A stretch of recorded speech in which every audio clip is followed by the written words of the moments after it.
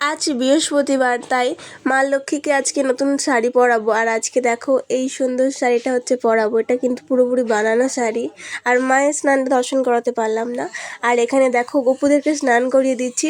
আর আজকে জলের সাথে একটু আখের রসও আমি মিশিয়েছি। আর আজকে ভোগের মধ্যেও বাবুদেরকে সব আখের রস আর লেবু দিয়েছি।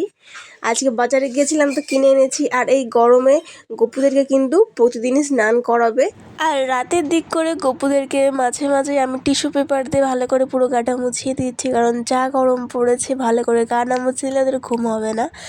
আর দেখো আমার এখানে পুজো অলরেডি কমপ্লিট। আর মা লক্ষ্মীকে দেখো কেমন লাগছে অবশ্যই জানিও। আর আজকে অনেকটা বেলা হয়ে গেছে আমার পুজো করতে, কারণ দোকানে গিয়েছিলাম তো ওখান থেকে আসতে অনেকটা লেট হয়ে গেছে।